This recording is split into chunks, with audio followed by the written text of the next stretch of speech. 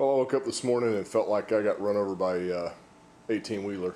After cutting apart that other junk jet ski last night, wrestling around and just, throwing it in that trailer, I was just beat. It got done about 10:30, 11 o'clock. So, I tell you, I got kind of a little second wind on this whole project yesterday after finding those compression numbers being a lot higher than what I expected and, equal across the cylinder. So, I've got it strapped to my half-ton Northern Tool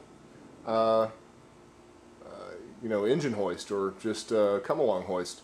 So I screwed in a big, that thing is an 8-inch long lag bolt eye hook in the ceiling going into a stud, and above that is our master bedroom. So I figured if I can walk over that with, and I'm 225 pounds and this little engine doesn't weigh 225 pounds, then it ought to be fine, and that way I don't have to get my big cherry picker out and assemble it and all that kind of crap. So I got it strapped on, and it's sitting there about 4 inches off the ground. We're fixing to eat some dinner, and then I'm going to put it in the ski and start putting this thing back together and see what I can come up with.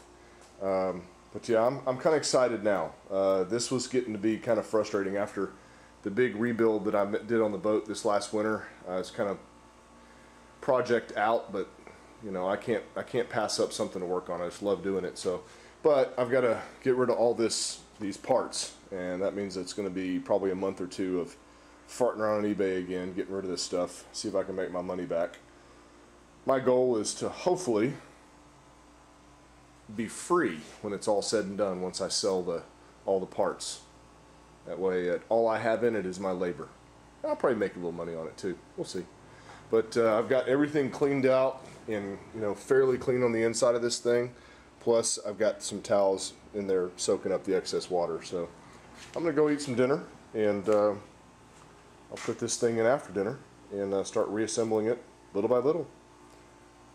I could probably have this thing done by the weekend, I would hope. Well, the engine is in.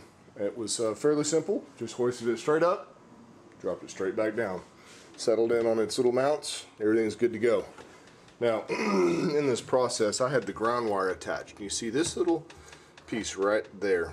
That's where the ground wire attached, and had a bolt in it. I was trying to take it out so I could line it up while I was tightening it instead of loosening it up with my air ratchet, and it sheared it off. So I had to pull the engine back out, back the screw out, and then look through my entire screw parts bin and parts bin over here, and I still cannot find that stupid screw. So at least I have it over here, or what's left of it, so I can go up to Lowe's or Home Depot and use their little screw finder, find which thread this is, so that way I can get me another one. I mean, it's not any just crazy looking screw. It just so happens to be the one I don't have after 2 jet skis. So I'm gonna go in there. My wife wants to watch a movie tonight, so I guess I'm done for the evening, which kind of sucks because I'd like to keep plugging along. But anyway, I put the reeds back in it to keep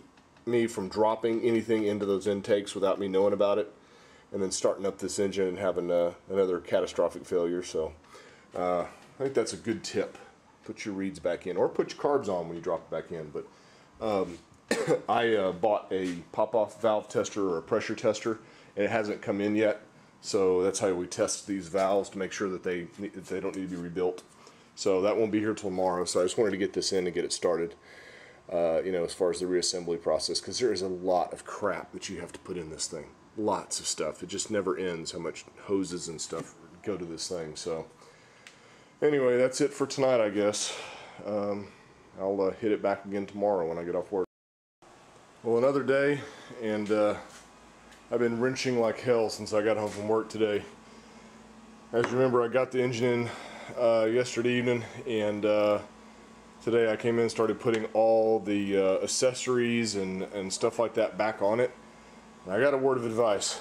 Put the carbs on before you drop the engine back in. That is the worst design I have ever seen in my life. The way you got one bolt that goes this way and one bolt that goes this way, and then the heads interfere with each other. It is a complete ass whipping. I mean, this has been, just on the carbs, getting those back in has been at least 2 hours because it's so tight. You can't get to the screws, you can't see them, and then trying to put the carb linkage back on, it's an ass whipping, man. I'm really, really starting to hate these things. I, this thing gets up and running. I ride it for a couple weekends. I think I'm gonna sell it. I'm not pulling this engine back out again. That was just absolutely ridiculous. Then again, I don't know. Maybe I'm just talking because I'm pissed off right now. If I left those carbs, if I put the carbs back on and dropped them in, I'd probably be finished by now. Because all I have left to do is to reconnect the electrical inside the water box and then slide the drive back in. And I think I'm going to use the drive out of the other ski because honestly, it is in much better shape. The vanes aren't nicked. It's in just, you know, it's a much better looking shaft, and the bearings are also perfect. They've just been replaced. So, I don't know. I'm just really frustrated. I'm tired. I probably should to put this down. Well, 30 minutes later, and I'm done. I'm tired. I probably got another hour left to do, and this thing's finished, but I'm beat. So, I'm calling it a night. But, let me point out something else that I think is a really, really stupid design. Okay, so you've got your, I can't remember if it's high speed or low speed. You've got your, I think this is your low speed idle mixture, and then you got your high speed idle mixture down here. Alright, there is a big box that goes over this that has the oil injection knobs inside of it. So my question is, before this thing was converted over to just premix, how in the hell did somebody adjust those carburetors? There's just no way. I mean, there's no way to get to it.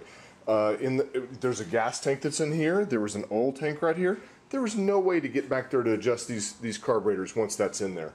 That's stupid. Really, really stupid. I just, why anybody would service these things or want to work on them is just beyond me.